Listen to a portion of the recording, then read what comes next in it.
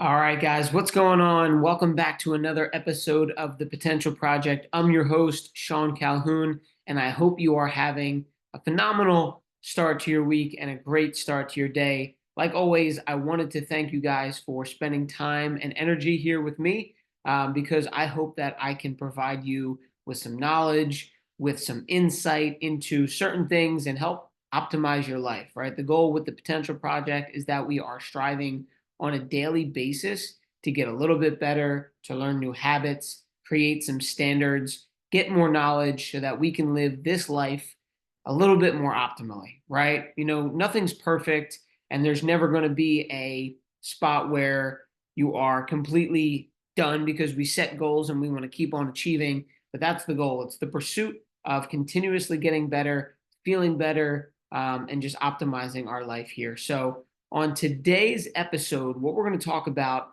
is a topic that I may have touched on briefly in other episodes, but it has a lot to do with your overall well being, and that is hydration and the importance of hydration because our body is completely made of water, right? It's mainly made of water. So if we're not properly hydrating, if we're not properly, fueling our body with the right minerals, electrolytes, and things, we're not going to be able to operate. There's a lot of things that can happen with it. And we want to be able to optimize what we're doing with water intake, with hydration, and all of the above.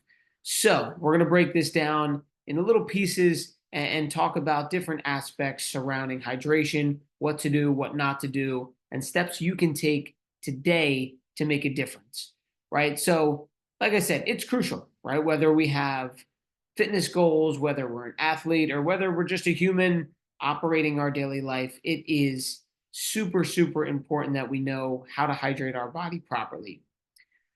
Back months ago, I did a marathon. Now, this story is not going to necessarily hit with everyone if you haven't done a marathon, but you're going to get the point.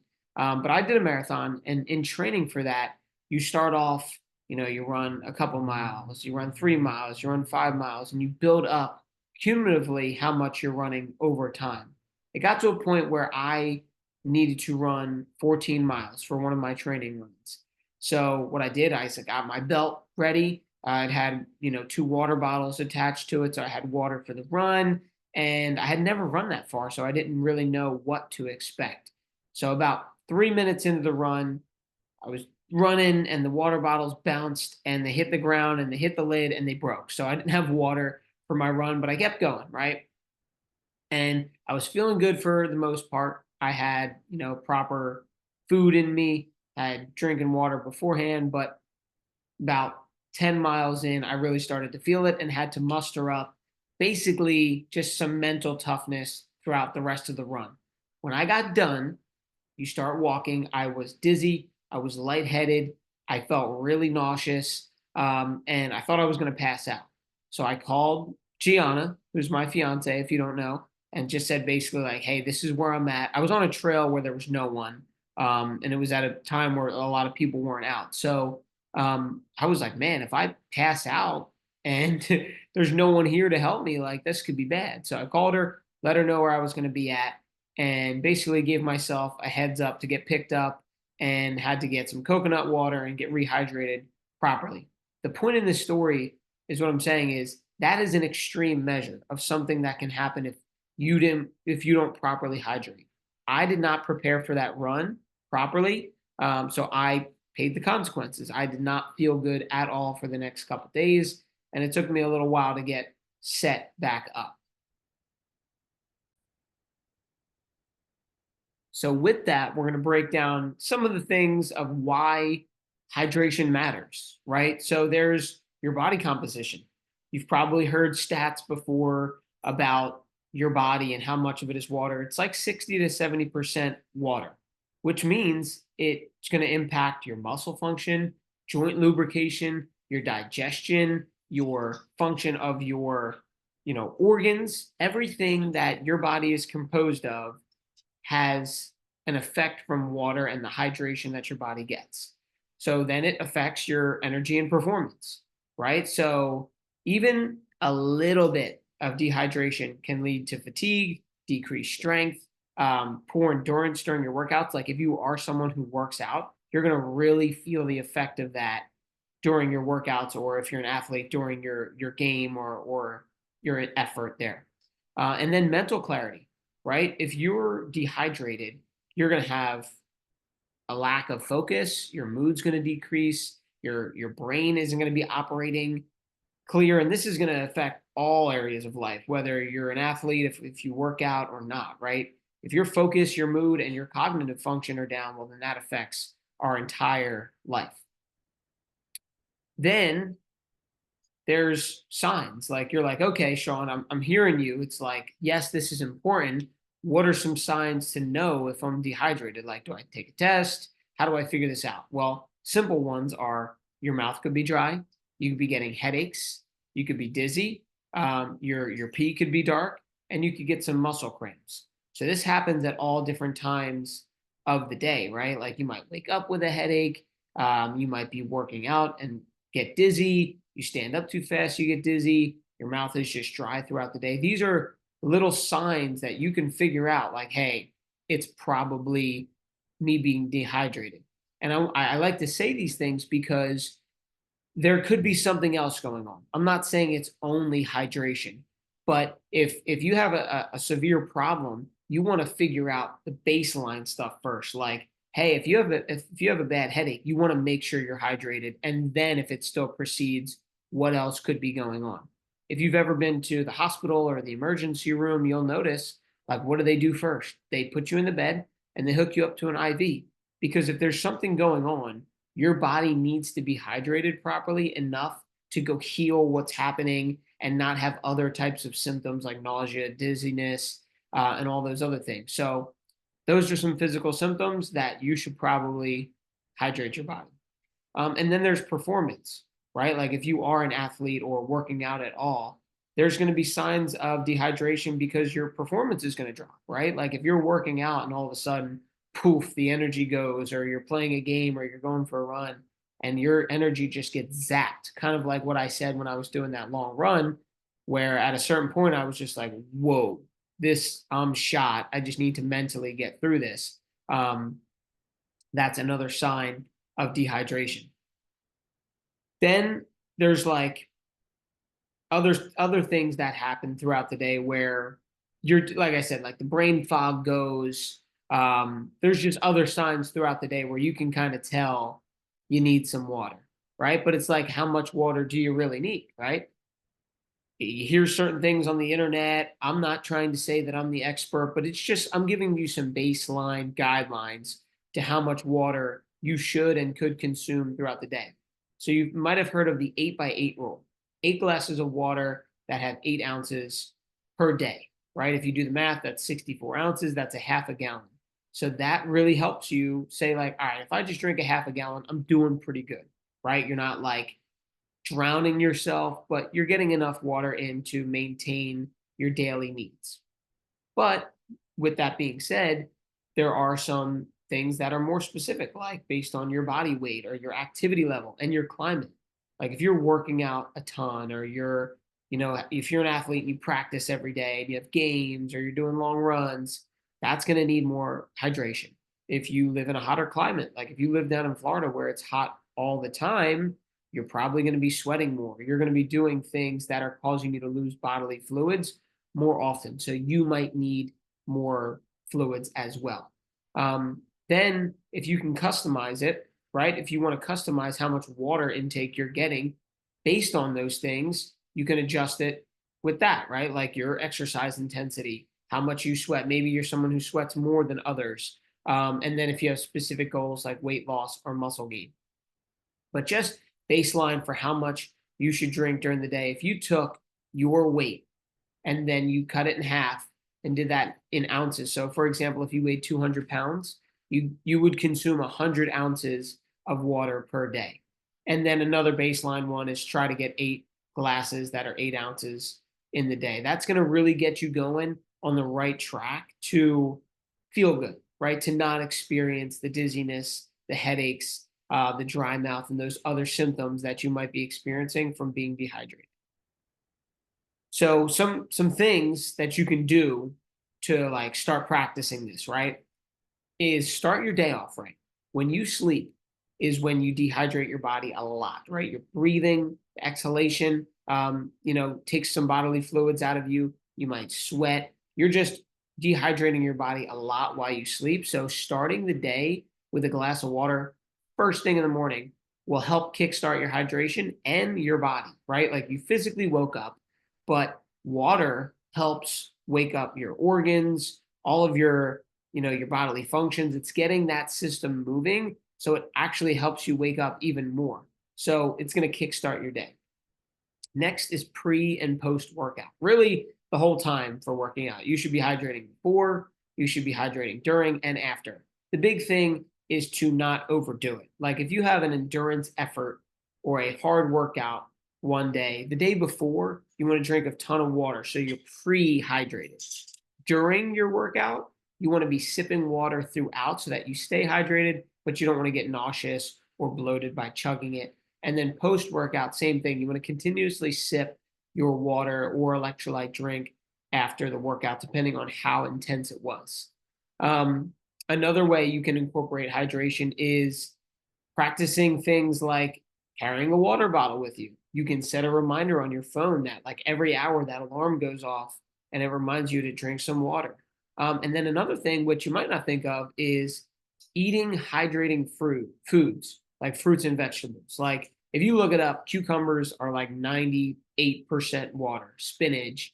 A lot of fruits and vegetables are mainly water, which is great. It's like a hack, right? You're eating water in a sense. So a lot of those foods are also low in calories. Then there's electrolytes.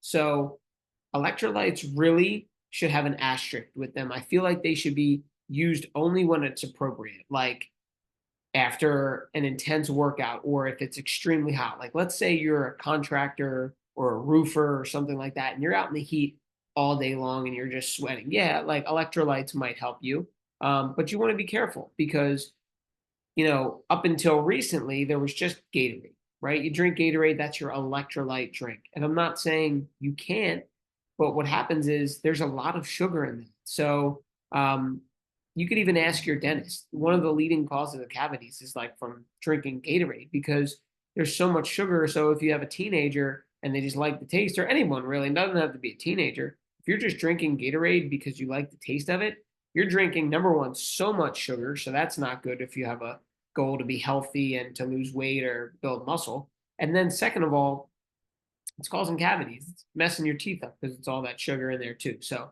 there's a time and a place to have electrolytes, and that's after severe, intense exercise where you're really profusely sweating and you need to rapidly refuel your body with electrolytes. And then if you've been out in the sun or out in the heat for a long time.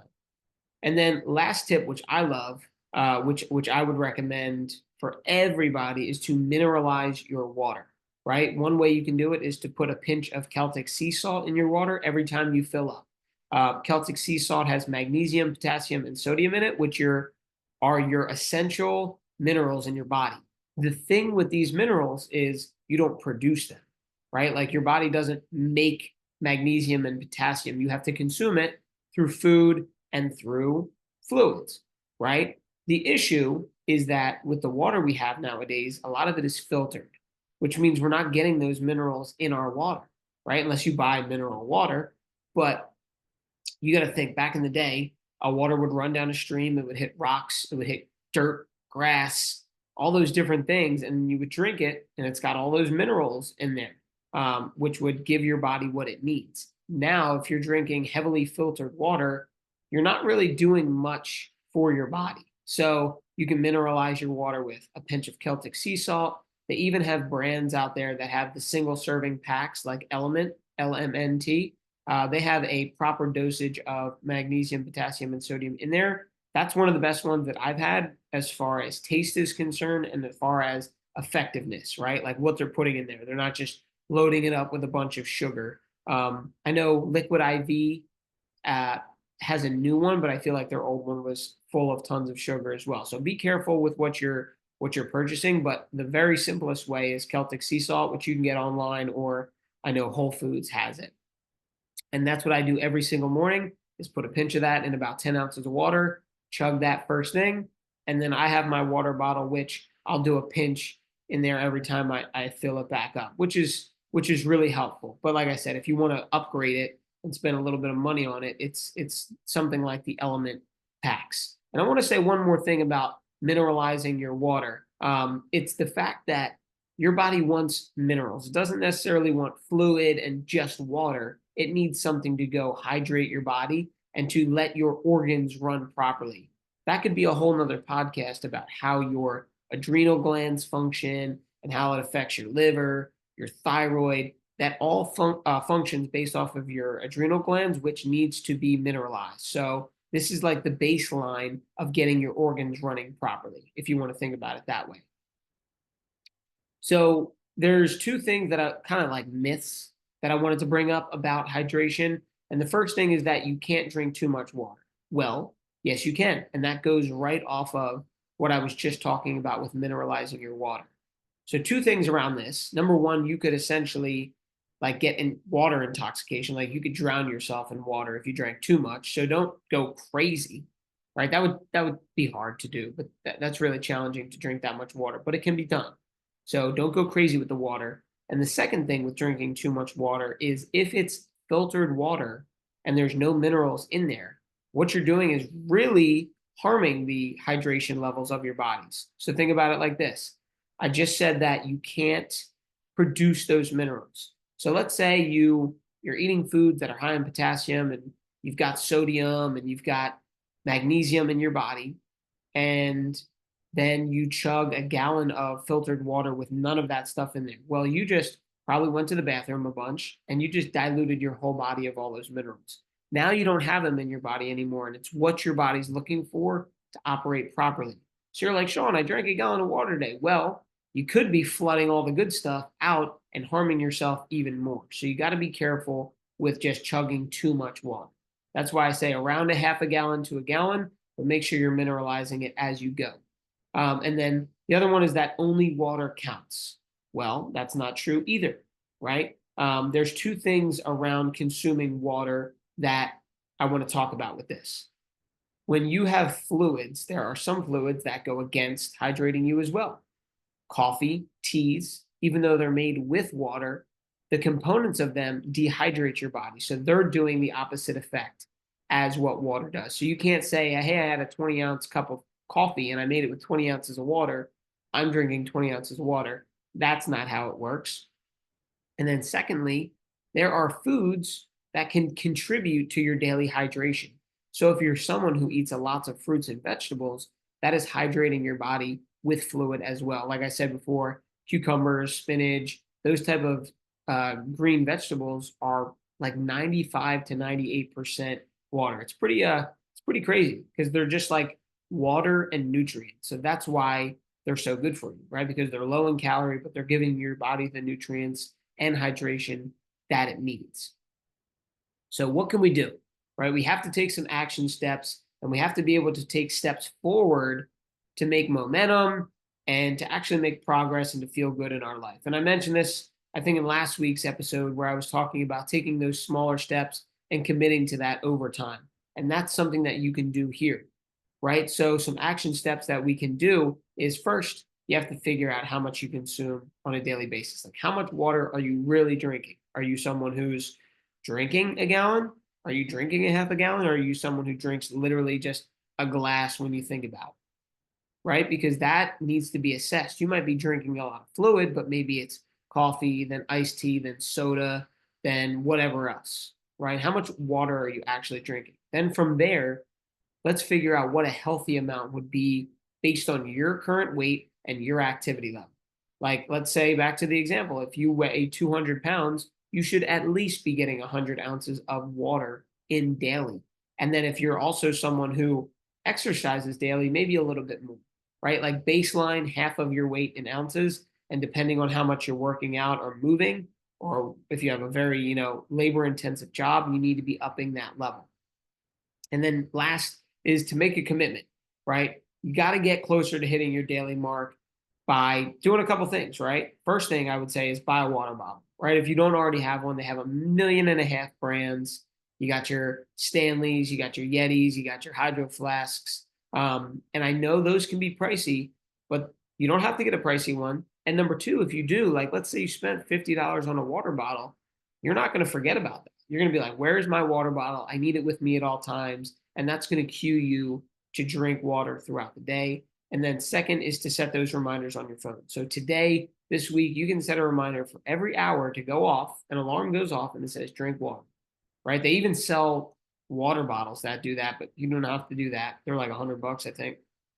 Set an alarm on your phone and just say drink water, so that if you are busy and you're not conscious of it, you'll just take a swig of water, chug some water, and you should be able to start hitting your goals day in and day out. So I hope that helped you guys. If it did, please share this with a friend that needs to hear it, someone who's not drinking a lot of water, someone who's dealing with headaches or any of those symptoms that I talked about earlier. Send this to them so that maybe they can make a switch and start to feel a little bit better and get hydrated, guys. So until next week, go be great, go crush it, and let's win the day.